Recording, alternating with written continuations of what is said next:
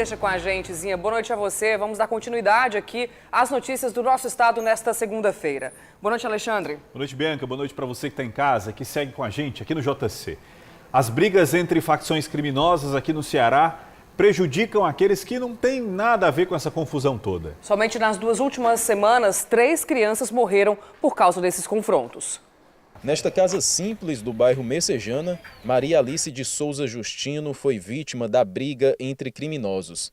Foi na tarde do último sábado. Segundo a Secretaria de Segurança Pública, indivíduos invadiram a residência para matar um homem de 28 anos de idade que havia saído do sistema prisional na última sexta-feira. O alvo possuía uma extensa ficha criminal. Durante o confronto, a criança foi atingida por 4 disparos e morreu.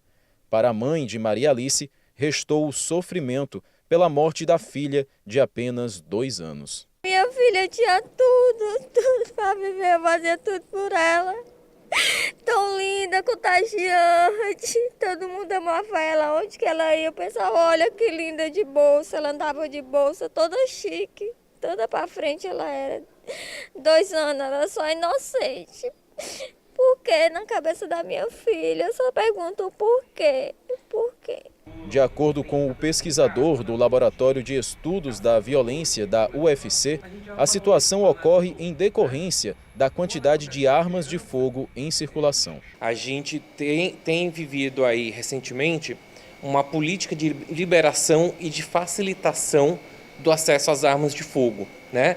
E aí quando você tem mais armas de fogo circulando, quando você tem isso associado a áreas que são áreas violentas, a perspectiva de que os conflitos aumentem é bastante elevada. Na última quinta-feira, um garoto de apenas 5 anos de idade foi morto a tiros no município de Poranga, a 340 quilômetros de Fortaleza. De acordo com a polícia, a casa onde ele estava foi invadida por criminosos que atiraram nas pessoas que estavam lá dentro. Eles procuravam por um homem de 42 anos que já respondia por tentativa de homicídio e também morreu no local. E esses conflitos, eles muitas vezes, numa situação de embate, de tiroteio, eles vão atingir pessoas que não estão diretamente vinculadas àquilo. Então, casos do que a gente chama de bala perdida são muito comuns. No dia 20 de agosto, Abraão Luca, de apenas 9 meses de idade, morreu durante um tiroteio no bairro Pici, em Fortaleza. Na ação criminosa, 2 homens também foram baleados, mas sobreviveram. Segundo a SSPDS, eles têm passagem na polícia por 10 crimes diferentes. Veja agora outros destaques da segunda-feira no Ceará. Lotes de dipirona são recolhidos do HGF após pacientes passarem mal. Discussão política termina com morte de empresário no interior do Ceará. E após denúncia de repasses suspeitos para aliados, o governo do estado fica proibido de fazer transferências para prefeituras. Traficante cearense é suspeito de comandar facção de dentro de presídio do Maranhão. O JC já está no ar.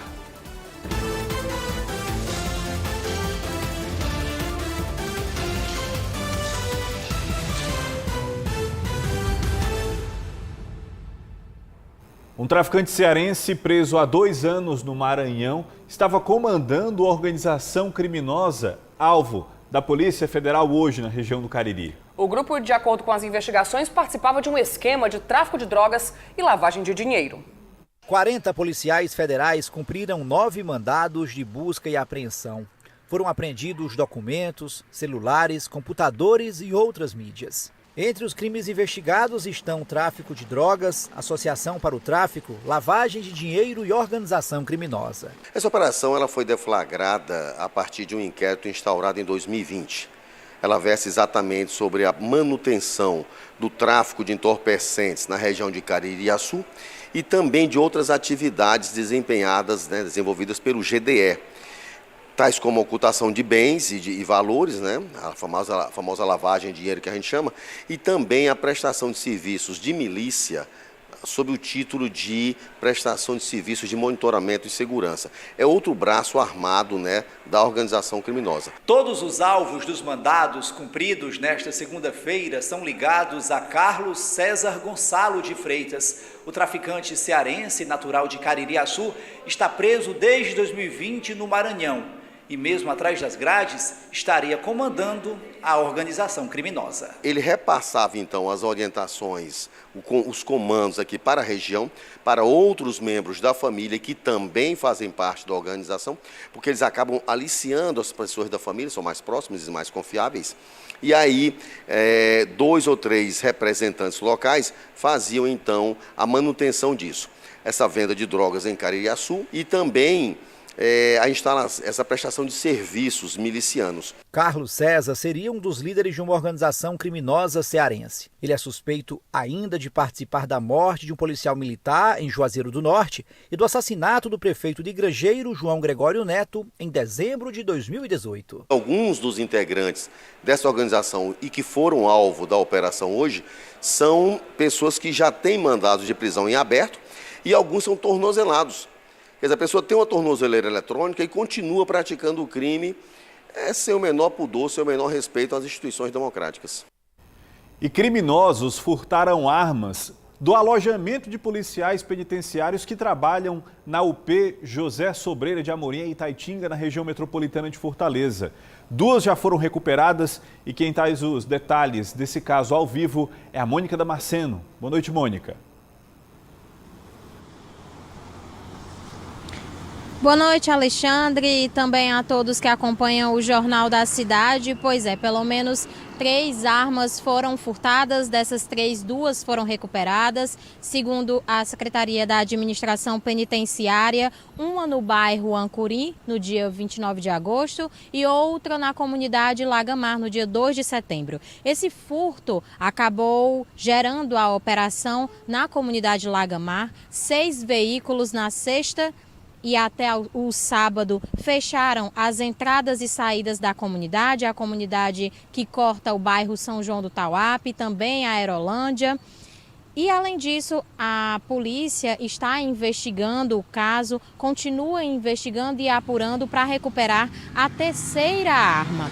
A Secretaria da Administração Penitenciária informou que continua a operação e as investigações também para prender os envolvidos no furto das armas institucionais. Essas são as informações e eu volto com vocês. Obrigada, Mônica. Neste fim de semana, 2 acidentes foram registrados na BR-222. Na manhã de ontem, 2 caminhões bateram próximo à Forquilha, na região norte. Uma carreta de cimento tombou e bateu de frente contra outra, carregada de plantas. Um casal ficou ferido e foi socorrido em estado grave. Uma criança, filha deles, não sofreu nada. Em outro acidente, um caminhão carregado com abacaxis bateu no muro do viaduto onde estão sendo realizadas as obras de duplicação da BR em Tianguá. O motorista disse que perdeu os freios e conseguiu pular do veículo em movimento antes da colisão. Ele se feriu na perna e foi socorrido. 2 lotes de dipirona foram recolhidos do Hospital Geral de Fortaleza após 4 pacientes apresentarem reações adversas. A Secretaria da Saúde já está investigando esses casos. Fernando, boa noite para você. Boa noite, Alexandre, Bianca, a todos que nos acompanham. Sim, segundo a Secretaria da Saúde, um procedimento investigatório foi aberto em parceria com a Vigilância Sanitária a partir do momento que as ampolas foram recolhidas para análise. Até o momento, não houve registro de qualquer óbito. Desde que começaram, desde antes que começaram a surgir esses casos, no último sábado, a CESA não tinha quaisquer registros de eventos adversos devido ao uso da dipirona endovenosa. Por isso, a Secretaria informou que continua manipulando o medicamento em outros hospitais da rede pública estadual. Paralelo a tudo isso, um hospital particular de grande porte aqui de Fortaleza informou que, por precaução, resolveu suspender o uso do medicamento. Voltamos ao estúdio. Obrigada, Fernando. Agora a gente fala de esporte. Segunda-feira é dia de camisa 8 no YouTube do GC+. E quem conta pra gente os destaques do programa de hoje é o Bruno Balacó. Balacó, foi um fim de semana sem vitórias dos times cearenses, né? Uma boa noite pra você. Boa noite, Bianca, Alexandre e todos que nos acompanham. Pois é, não teve vitória, mas teve pelo menos um gostinho de vitória no caso do Ceará.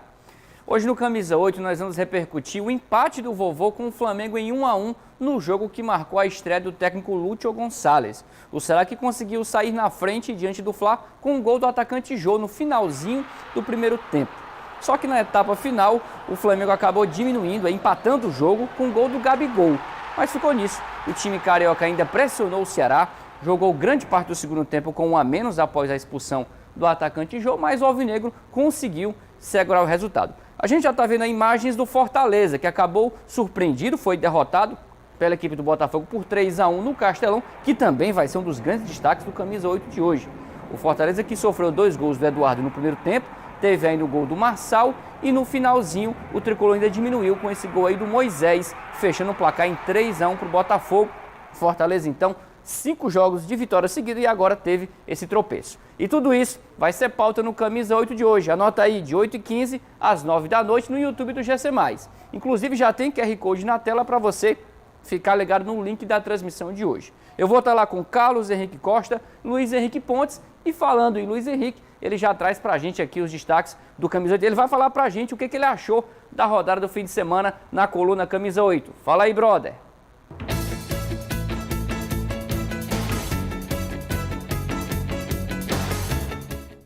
Em um outro momento, o empate que o Ceará arrancou diante do Flamengo lá dentro do Maracanã teria um impacto bem maior. Mas o 1-1 de ontem pela 25ª rodada da Série A não significou nada em termos de posicionamento na tabela de classificação. Então, não há o que se comemorar. O vovô segue aí na 15ª colocação, agora com 28 pontos. Se serve de alento, dá para dizer o seguinte: Lúcio Gonçalves fez uma estreia até certo ponto boa. De fato, houve uma pequena evolução no nível do futebol apresentado pela equipe do hermano Lúcio, mas é só isso e nada mais. Agora, quem levou um tremendo balde de água fria foi o time do técnico Juan Pablo Vojvoda. O Fortaleza perdeu por 3-1 para o Botafogo e viu sua invencibilidade de 6 jogos ir para o espaço. Apesar do tropeço em casa, em termos de classificação, a derrota não fez um grande estrago. O Leão segue em 12º lugar com 30 pontos. A dúvida que eu tenho é se foi apenas um tropeço normal ou se foi o início do fim da boa fase.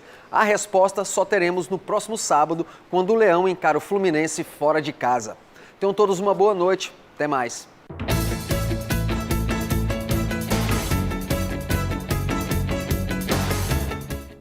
A seguir, a chegada da internet 5G em Fortaleza. Daqui a pouco, empresário é assassinado no interior do estado durante discussão sobre política.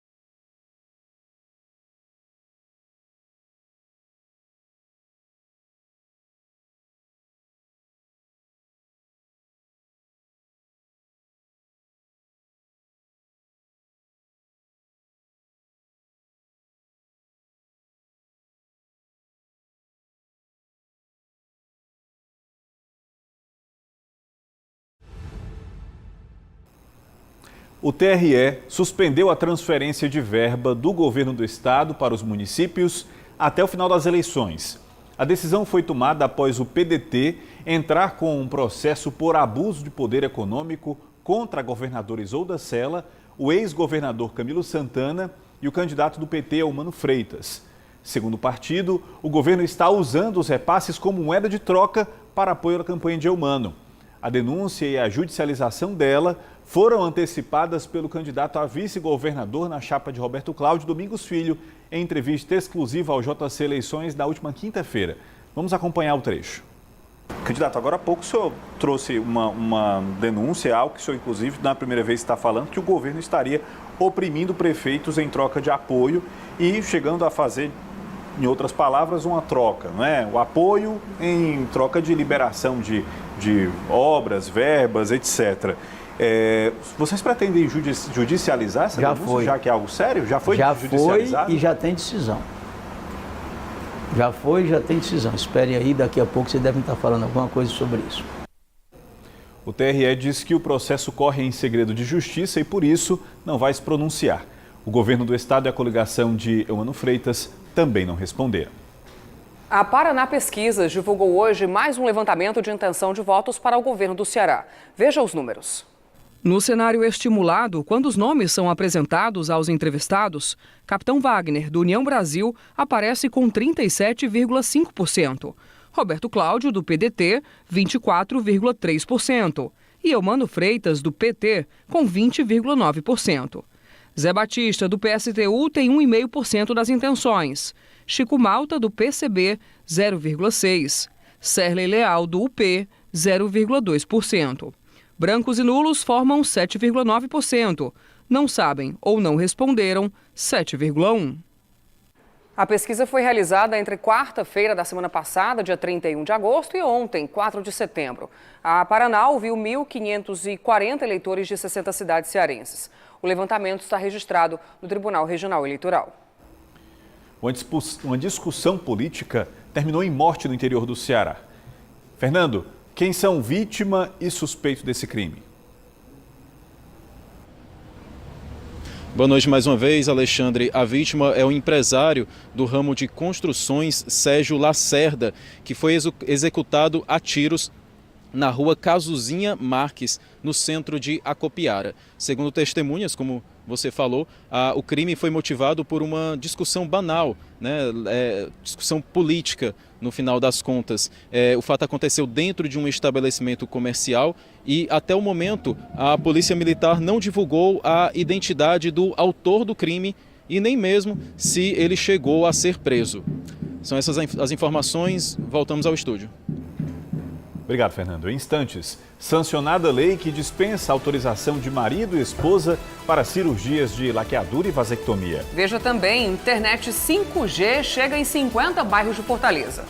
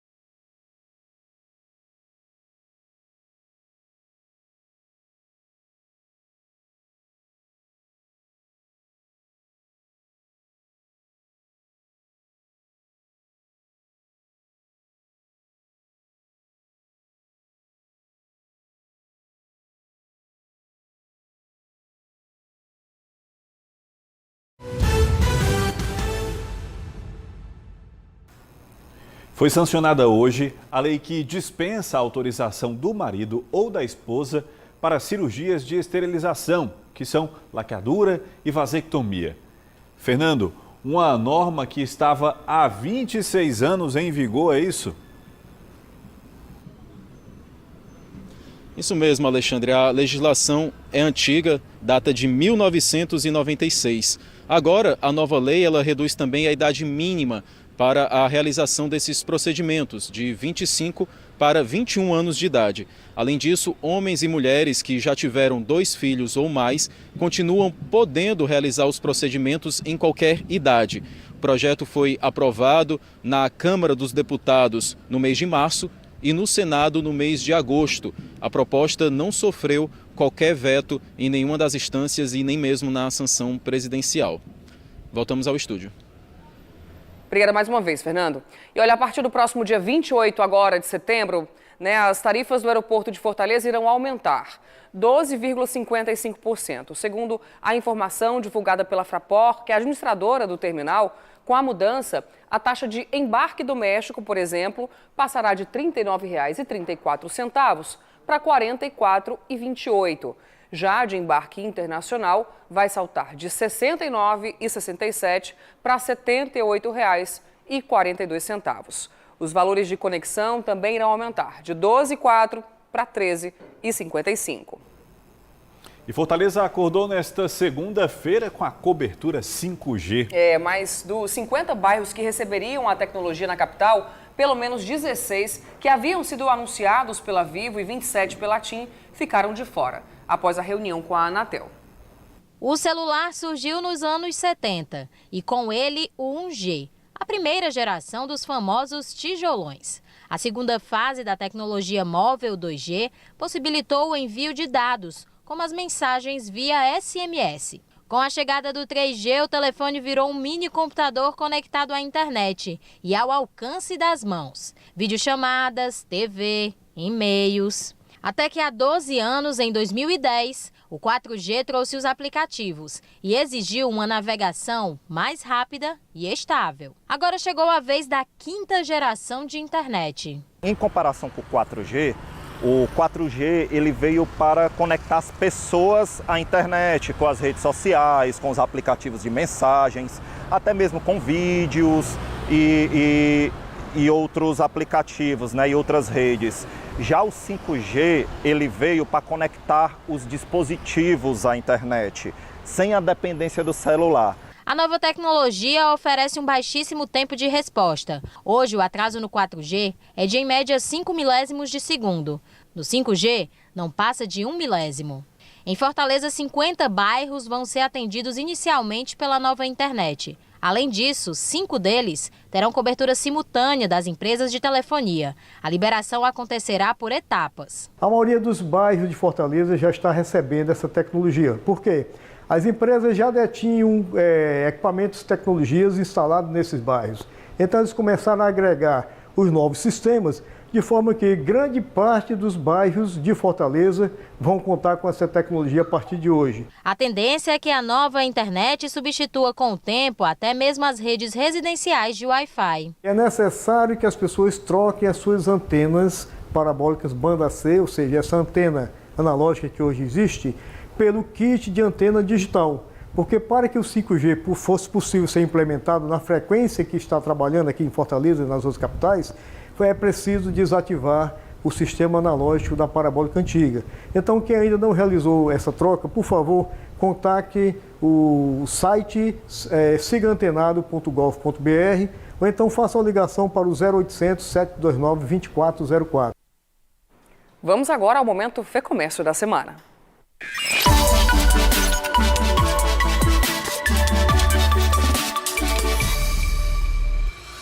O comércio é capaz de transformar sonhos em realidade. Ter determinação é a chave certa para abrir portas e conquistar o sucesso. Inicialmente nós trabalhávamos com uma pastelaria e até então essa pastelaria ela não tinha muita rentabilidade.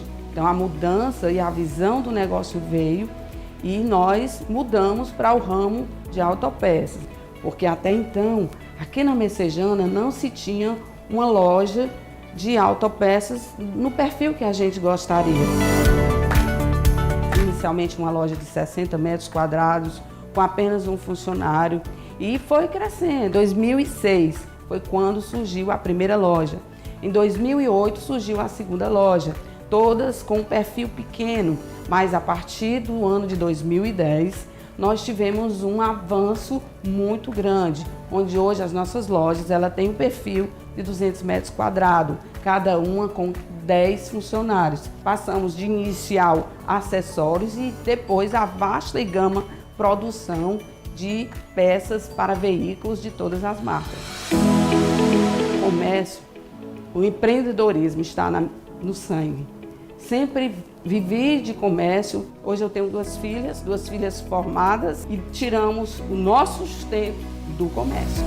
O sentimento é de gratidão, porque você surgir das cinzas e depois você vê o crescimento da empresa, hoje com 30 funcionários, 30 famílias se sustentando do teu negócio, isso é Deus, é gratidão, é força de vontade. É por isso que onde tem uma empresa do comércio de bens, serviços e turismo, tem o Sistema Fecomércio, representando o comércio, transformando vidas. JC termina aqui, amanhã às 6h30 da manhã tem Balanço Geral Manhã com Luciana Ribeiro e Miguel Anderson Costa. Assista agora ao Jornal da Record, logo depois tem Amor Sem Igual e também a novela Reis. Para você, uma excelente noite, um bom início de semana e até amanhã. Boa noite, até amanhã.